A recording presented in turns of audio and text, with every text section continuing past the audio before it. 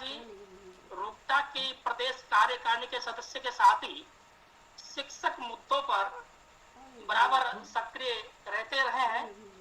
आपने राजकीय महाविद्यालय अजमेर से मानव अधिकार और पुलिस बल में एमफिल और पीएचडी की है और वर्तमान में बाबू शोभाराम राजकीय कला महाविद्यालय अलवर में राजनीति विज्ञान विभाग में एसोसिएट प्रोफेसर पद को सुशोभित कर रहे हैं।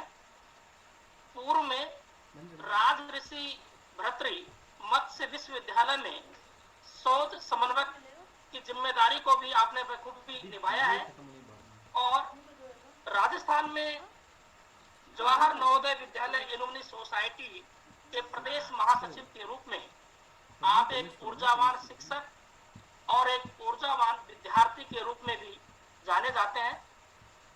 अतः अब मैं बिना किसी औपचारिकता का निर्वहन करते हुए डॉक्टर भरत मीणा जी को अपने उद्बोधन हेतु सादर आमंत्रित करता हूँ।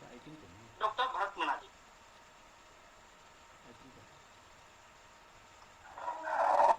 धन्यवाद जी। मेरी आवाज आ रही है? हाँ सर। हाँ, बहुत बहुत धन्यवाद। जितना बड़ा परिचय आपने दिया है शायद उस मुकाम तक अभी मैं पहुंचा नहीं हूँ।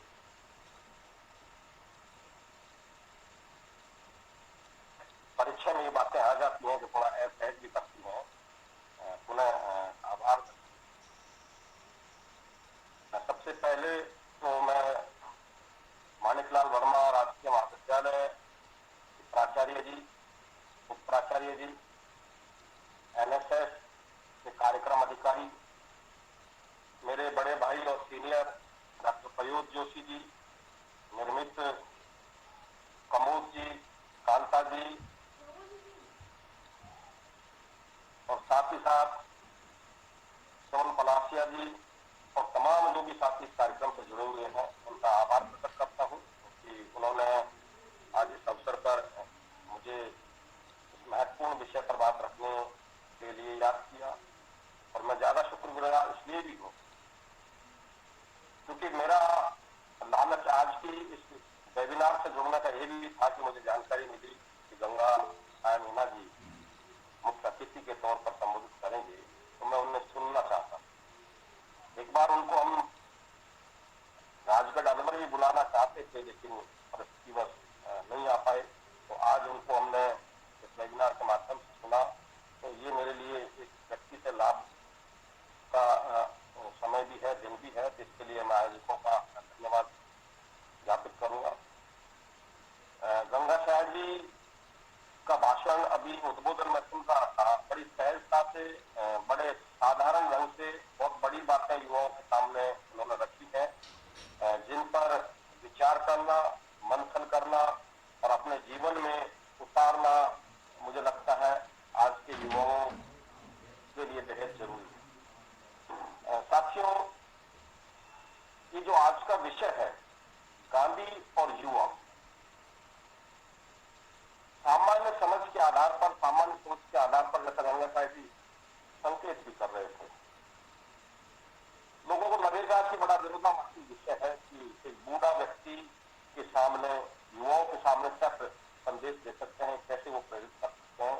और जैसा कि गंगा साहब जी कह रहे थे कि युवाओं ने गांधी की धारणा जो बना रखी है, गांधी को जिस तरीके से प्रस्तुत किया है, उसके आधार पर एक मुहावरा भारतीय जनमानस में जोर जबरदस्ती स्थापित कर दिया गया था कि मजबूरी का नाम महात्मा गांधी। तो ऐसी स्थिति में ये बड़ा महत्वपूर्ण विषय हो जाता है जब हम युवाओं के बीच में गांधी की चर्चा करते हैं। और मुझे लगता है कि एक और विषय इसी तरीके का बनता है जिसको हमको उल्टे तरीके से रखने की जरूरत है कि जैसे आज का विषय है युवा और गांधी, वैसे ही एक विषय पर चर्चा करने की और जरूरत मुझे महसूस होती है, वो है बुजुर्ग और भगत सिंह। क्योंकि कहीं न कहीं मिसमैचिंग भारतीय समाज में इन दोनों युग परिवर्तनों को उल्लेखित किया गया है कि भगत सिंह को केवल युवाओं का प्रतिनिधि बना दिया गया है और ऐसा प्रतिनिधि बना दिया गया है जिसके हाथ में बंदूक है, जो तोप का मंच चलाते हैं, क्रांति की बात करते हैं और हंसते हंसते फांसी के फंदे पर भूल जाते हैं, जैसी छवि बना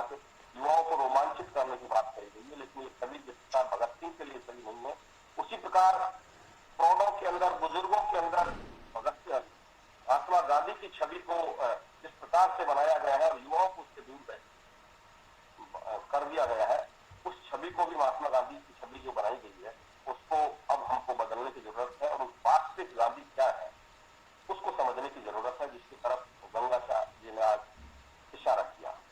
मैं गांधी जी पर बात करने से पहले गांधी जी के बहुत बड़े फॉलोवर और गांधी जी पर बहुत चिंतन करने वाले जॉन डगलस के विचारों को यहाँ उद्धृत करना चाहूंगा और उसके बाद अपनी बात यहाँ रखना चाहूंगा। जॉन डगलस अमेरिका के बहुत बड़े चिंतक हुए हैं। उन्होंने जो समसामयिक दौर के संदर्भ में गांधी का स्मरण करते हुए जो बात कही है वो खासकर भारत और भारत के युवाओं के लिए बड़ी महत्वपूर्ण मुझे लगती है। जॉन डगलस साहब ने कहा था कि असत्य की शक्तियां समाज की समाज के सच से न बोल पाने की कमजोरी का फायदा उठाती है और समाज को कायर, छल कपट और धोखे से भरी भीड़ में बदल देती है। इसलिए सच कहने की चुनौती हमेशा बनी रहती है। ये चुनौती आज के युवा के सामने सबसे ज्यादा है। गंगा शाह जी कह रहे थे कि भारत का युवा जो है आधुनिक विकास के कारणों से अब अकेलेपन की तरफ बढ़ रहा है और इस अकेलेपन में युवा के सामने सबसे बड़ी चुनौती ये हो गई है कि शिक्षण संस्थाओं से वो दूर हो रहा है, क्लास टीचिंग से वो दूर हो रहा है और उसके पास जो सूचनाओं का भंडार आ रहा है, जो ज्ञान प्राप्त कर रहा है वो वास्तव विश्वविद्यालयों से कर रहा है। जहाँ क्या सच है क्या झूठ है उसका आकलन किए बगैर झूठे तथ्यों को वास्तविक तथ्य मानकर वो समाज के अंदर क्रियाशील हुआ है। तो और इसी का फायदा उठाते हुए मौजूदा जो राजनीति के खिलाड़ी हैं, चाहे वो पक्ष के हो चाहे वो विपक्ष के हो, युवाओं को एक भीड़ में तब्दील कर रहे हो, एक ऐसी भीड़ में तब्दील कर रहे हो जो सिर्फ जिंदाबाद मुर्दाबाद के नारे लगाती है, वास्तविक मुद्दों से उनका कोई सरोकार नहीं होता है। तो इसलिए जॉन डगलस साहब ने कहा कि सत्य की चुनौती हमेशा बनी रहती है। ये चुनौती आज के दौर में ज्यादा भारत के युवाओं के सामने बनी हुई है। पिछले कुछ वर्षों से भारत का समाज, भारत का समूचा पर्यावरण जो है झूठ की विषाद पर खड़ा कर दिया गया है और युवा आज की तारीख में दिग्भ्रमित है। उसको मालूम नहीं है कि वो जिस झंडे को लेकर आगे बढ़ रहा है, जिस आंदोलन का वो हिस्सा बन रहा है, उसकी दिशा क्या है, उसकी विचारधारा क्या है, उसका कार्यक्रम क्या है। तो इस रूप में मुझे लगता है कि ये विषय आज का जो है बहुत ही ज्वलंत है, बहुत ही सारगर्भित मुझे लगता है कि युवाओं को गांधी जी को समझना होगा, क्योंकि गांधी जी के चिंतन में हमेशा युवा एक महत्वपूर्ण केंद्र बिंदु रहा और ये आप सब जानते हैं कि महात्मा गांधी से पहले जो भारतीय स्वाधीनता आंदोलन का जो कांग्रेस के मंच से जो आंदोलन किया जा रहा था, उस आंदोलन में कहीं युवा कहीं नहीं, उस आंदोलन में किसान कहीं नहीं, उस आंदोलन में स्त्री कहीं नहीं, उस आंदोलन में दलित आदिवासी कहीं नहीं, उस आंदोलन में आम आदमी कहीं नहीं। गांधी थे जिन्होंने दक्षिण अफ्रीका से आने के बाद उस आंदोलन को विशुद्ध रूप से एक जन आंदोलन में तब्दील किया। और तब्दील क्यों किया? क्योंकि उन्होंने कोई भारी भरकम विचार भारतीय जनता के सामने नहीं रखा। गांधी जी ने वही बात की जो हजारों सालों से इस देश के अंदर भारत की भारतीयता के अंदर मौजूद थी, उन्हीं प्रतीकों का इस्तेमाल किया। इसलिए गांधी जी को मैं भारतीय चिंतन परंपरा का एक मौलिक प्रतिनिधि भी मानूंगा। उन्होंने जो कोई उपदेश नहीं दिया, कोई संदेश नहीं दिया, कोई सिद्धांत निर्मित नहीं किया, बल्कि जो तत्व भारतीयता में हजारों सालों से मौजूद थे उन्हीं को वास्तविक जीवन में उतारा, प्रयुक्त किया और हमारी चेतना और सामाजिक बदलाव के प्रमुख तत्व बनाए। ये एक महत्वपूर्ण बात थी जिसकी वजह से हम ये देखते हैं कि 1920 के बाद युवा भारतीय स्वाधीनता आंदोलन के अंदर बढ़ चढ़ कर जो हम भगत सिंह, जो हम महात्मा गांधी से प्रेरित होकर राष्ट्रीय आंदोलन के अंदर आए और पूरा एक आंदोलन युवाओं का जो है आप 1930 तक आप क्रांतिकारी धारा जो देखते हैं भगत सिंह के नेतृत्व में, वो महात्मा गांधी के बाद आने के बाद ही आई।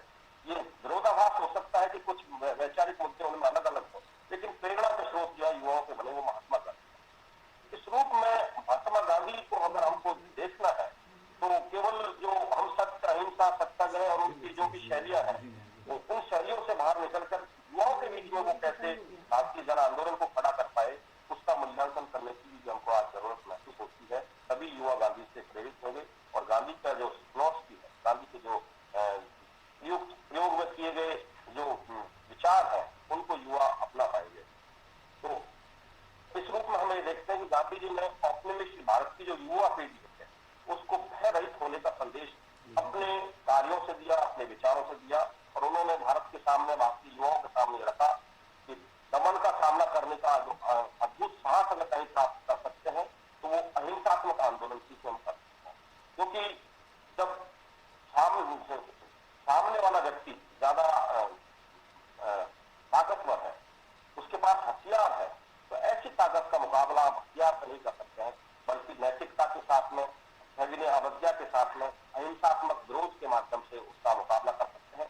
और आप ये देखते हैं कि इस प्रयोग से न केवल आजादी के आंदोलन में महिलाएं बल्कि युवा भी जो है बढ़ चढ़कर हिस्सा लेते हैं और वो एक जन आंदोलन बन पाता है। इसी तरह गांधी जी ने हमेशा युवाओं को ये इस बात के लिए भी प्रेरित किया कि वो वंचित समूह के उत्थान के लिए कुछ करें। इसके लिए स्वयं गांधी जी ने हरिजन बस्तियों में जाकर रहना प्रारंभ किया और ये संदेश दिया कि केवल अछूतों के बारे में, वंचितों के बारे में भाषण दे देना, किताबें लिख देना, संदेश दे देना, इससे सामाजिक बदलाव नहीं आएगा, बल्कि आपको उनकी पीड़ा को अपनी पीड़ा समझकर, उनके जैसा बनकर, उनके बीच में रहकर महसूस करते हुए सामाजिक बदलाव की तरफ आप बढ़ेंगे, तभी आप वास्तविक बदलाव ला पाएंगे।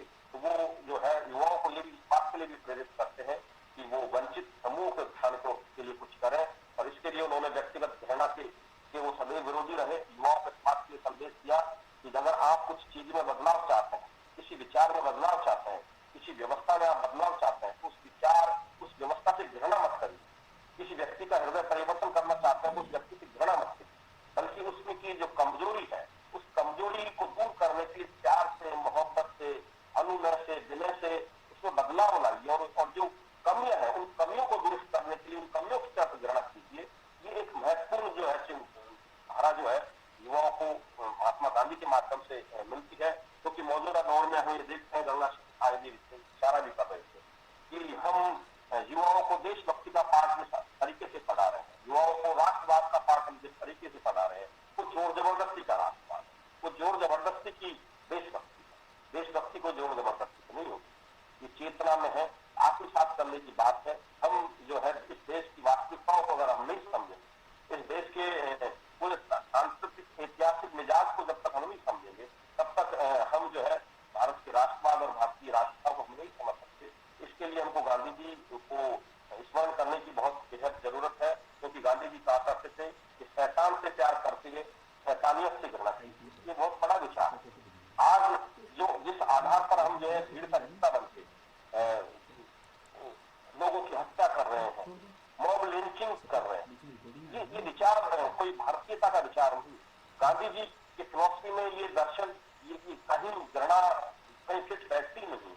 तो आज के युवाओं को ये समझने की जरूरत है कि हम जैसी मॉब लिंचिंग जैसी जो बेहद मानवीय जो घटनाएं हो रही है भारत के अंदर, भारतीय समाज के अंदर, ये भारतीयता की ही मैं हत्या इसको मानूंगा, भारतीयता के खिलाफ व्यवहार मानूंगा और इस देश के संविधान को तहस करने वाला मिजाज इसको मानूंगा। और इसके लिए जरूरी है कि हमको गांधी जी उस विचार की तरफ जाना पड़ेगा कि शैतान से प्यार कीजिए, शैतानियत से नफरत कीजिए। लेकिन हम इसका उल्टा कर रहे हैं, हम शैतानियत से प्यार कर रहे हैं और शैतान से नफरत कर रहे हैं। इसकी कोई मूलभूत बदलाव आया नहीं है।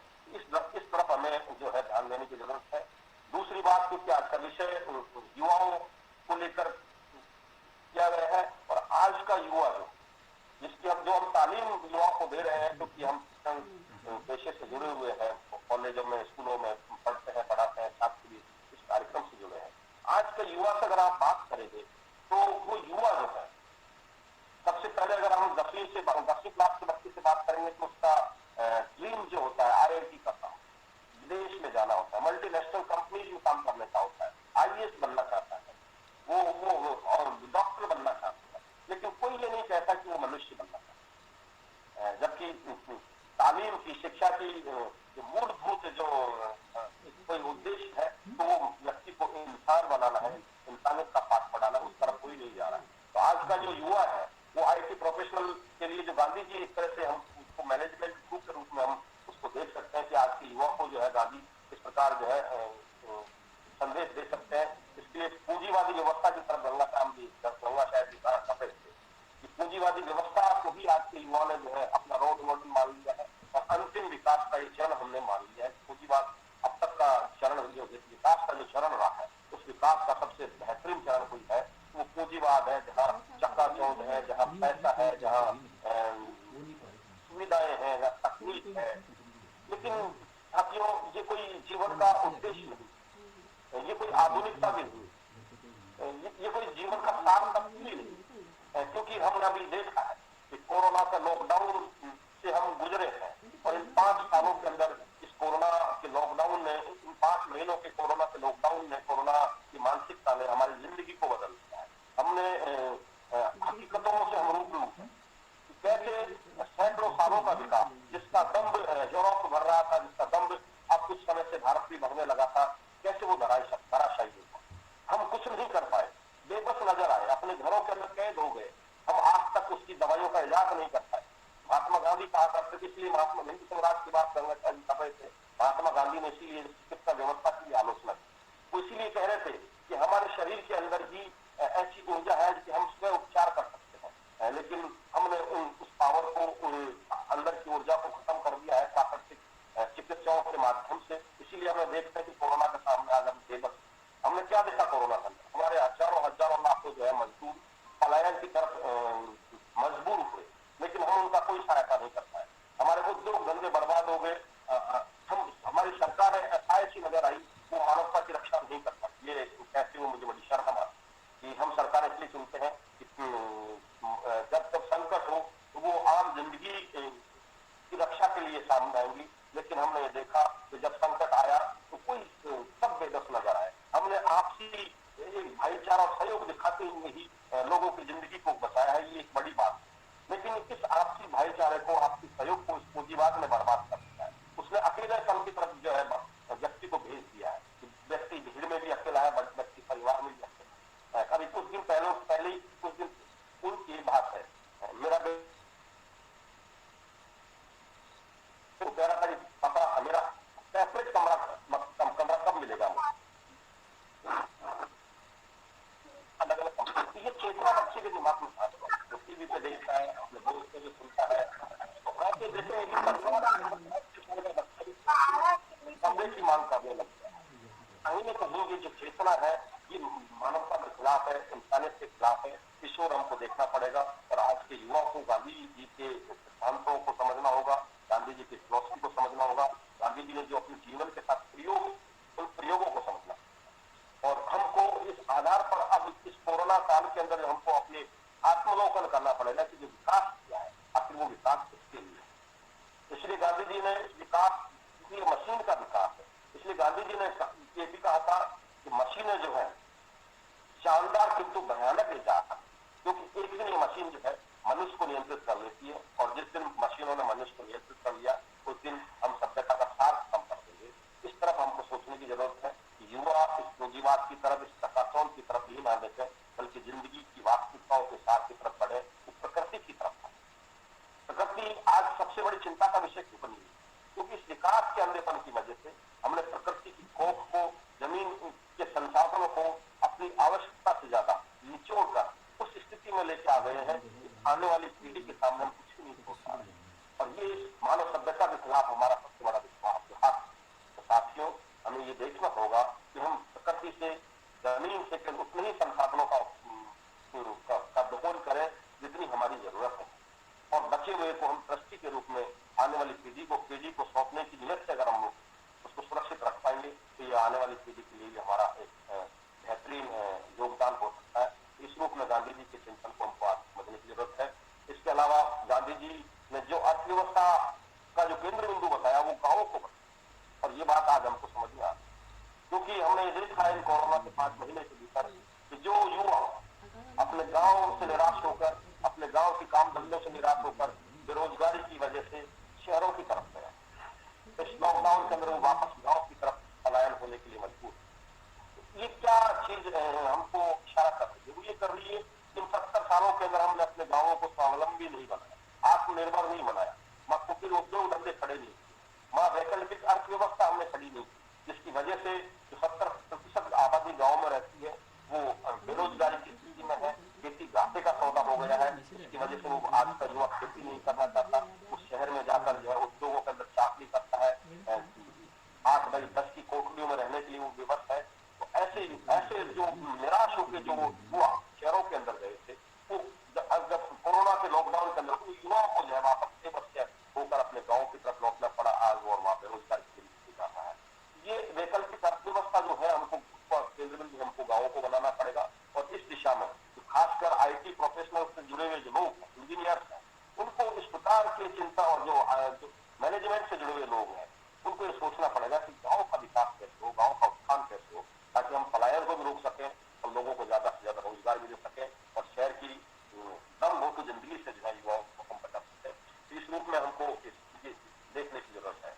साथियों, गांधी जी युवाओं से सामाजिक परिवर्तन का सबसे बड़ा औजार मानते, क्योंकि वो ये मानते थे कि किसी भी आंदोलन या किसी भी जागृति के लिए युवाओं की ऊर्जाओं की बहुत ज्यादा जरूरत है, क्योंकि युवाओं की जो उम्र है वो उम्र जो ऐसी ही होती है कि उसमें जो है नए नए विचारों को आत्मसात करने की एनर्जी होती है, उसमें जोश होता है, उत्साह होता है। इसलिए इस उम्र के व्यक्ति को ही हम सामाजिक परिवर्तन की दिशा में अगर हम अगुवा बनाएंगे तो उसकी बेहतरीन परिणाम आए।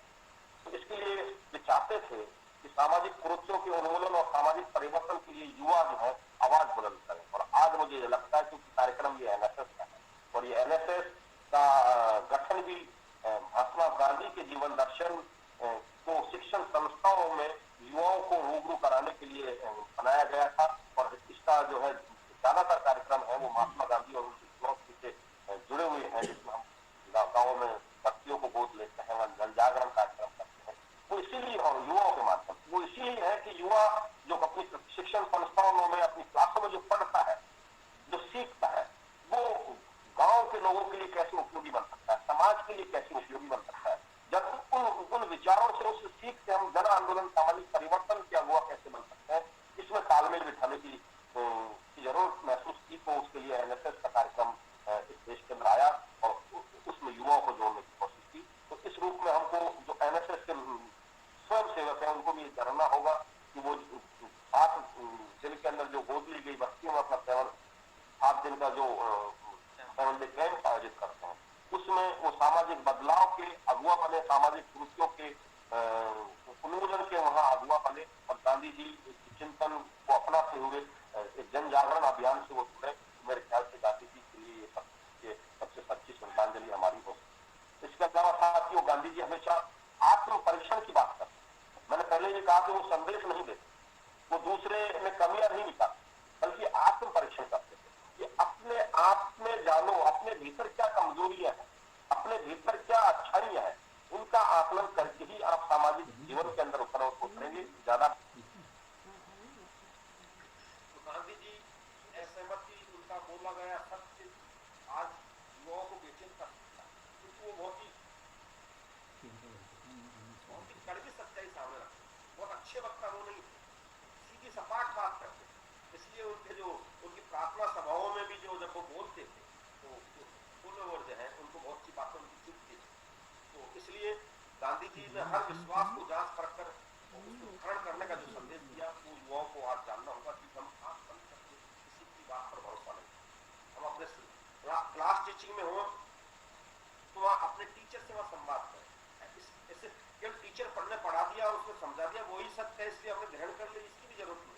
आप डिबेट करेंगे, अपने टीचर से डिबेट कीजिए, अपने घर पर डिबेट कीजिए, अपने मित्रों से डिबेट कीजिए। उस डिबेट से जब कोई आप आत्म परीक्षण करके, आकलन करके, तुलना करके जब चीजों को जानेंगे, तभी मुझे लगता है कि आप सबको जान पाएंगे और आप ये हिस्सा नहीं बन पाएंगे।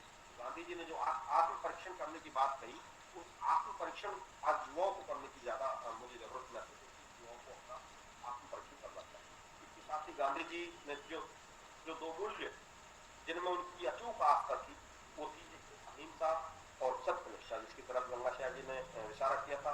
उन्होंने युवाओं के लिए स्वराज को सबसे बड़ा आत्मानुशासन बताया, सत्याग्रह को सबसे बड़ा व्रत बताया, और अहिंसा को सबसे बड़ा अस्त्र और शिक्षा को सबसे बड़ी नैतिक। ये जो 4 बातें महात्मा गांधी ने कही है कि आत्मानुशासन और सत्याग्रह का व्रत, अहिंसा को अपनी आंदोलनों का हथियार बनाओ और शिक्षा के माध्यम शिक्षा को नैतिकता का सबसे बड़ा केंद्र बनाओ, तो मेरे ख्याल से युवाओं की जिंदगी में निखार ला सकते हैं, युवाओं को वास्तव में आधुनिक बना सकते हैं, आधुनिक संसाधनों से नहीं, विचारों से, सोच से। तो मुझे लगता है कि आज इस गोष्ठी के अंदर युवा अगर गांधी जी के माध्यम से इन अपना परीक्षण कर पाएंगे और भीड़ का हिस्सा न बनकर समूह की पीड़ा को महसूस करेंगे और गांधी जी के जो सपनों का भारत है जिसका हम 10% भी आज नहीं बना पाए हैं, उसको और आगे बनाने की हम कोशिश करेंगे, तो शायद आज की गोष्ठी भी सार्थक महसूस होगी और गांधी जी चिंतन भी सार्थक होगा और वो प्रासंगिक भी हमें लगता है। इसलिए हिंद स्वराज, गंगाचार्य जी बात कर रहे थे, हिंद स्वराज में गांधी जी ने एक वैकल्पिक व्यवस्था दी है। समय ज्यादा है इसलिए मैं उसके डिटेल में बात नहीं करूंगा, लेकिन हिंद संकेतों में बात जरूर करना चाहूंगा। हिंद स्वराज में गांधी जी ने संसदीय व्यवस्था को 5 बताया और हम देखते हैं भारत की संसदीय व्यवस्था जो हिंद स्वराज में गांधी जी जो कह रहे थे लगभग उसी मुताबिक कुछ भी तो उत्पादन नहीं कर रही है, कुछ भी तो अच्छा नहीं कर रही है, कुछ भी तो प्रेरित नहीं कर रही है वो। तो हमको इस संसदीय व्यवस्था को सुधार करने के लिए युवाओं को जो है सकारात्मक राजनीति के लिए आगे आना। हिंद स्वराज के अंदर गांधी जी ने न्यायपालिका पर कटाक्ष की, न्यायपालिका की आलोचना की। हम देख रहे हैं कि आज से 125 साल पहले हिंद स्वराज में गांधी जी ने जो कुछ आज की न्यायपालिका उससे ज्यादा कहीं भ्रष्ट नजर आती है, उससे कहीं ज्यादा हमको जो है निकम्मी नजर आती है। आज जो है केवल मुकदमे की संख्या बढ़ रही है, निराकरण कुछ भी नहीं मिला, न्याय कहीं नहीं मिला, न्यायाधीशों का नैतिक पतन हम देख रहे हैं। तो ये हिंद स्वराज आप पढ़ेंगे तो आप लोगों को लगेगा कि आज मौजूदा दौर में जो न्यायपालिका है 125 साल पहले महात्मा गांधी जी कर रहे थे। इस गंदगी को सुधार करने के लिए भी हमें आगे आना हो। इसके अलावा चिकित्सा व्यवस्था की तरफ भी उन्होंने इशारा किया और उन्होंने कहा कि ये पेशा तो केवल धन कमाने का पेशा है, क्योंकि तो डॉक्टर केवल इसलिए इस पेशे के अंदर आते हैं कि वो 1 रुपए की चीज को सैकड़ों रुपए में बेचकर अपने कमाना चाहते हैं। ये आज भी हम देख रहे हैं, आज तो हमारी चिकित्सा व्यवस्था पूरी प्राइवेट हो गई है। हमें देखते हैं कि आज जो है वेंटिलेटर पर लाशों को लेटा कर पैसा कमाया। तो 125 साल पहले गांधी जी इस चिकित्सा व्यवस्था की कमजोरियों की बात कर रहे थे, लेकिन दुर्भाग्य से भारत ने जो है उसी संसदीय व्यवस्था को, उसी न्यायपालिका को, उसी चिकित्सा पैटर्न को भारत के अंदर अपनाया है, इसकी कमजोरियां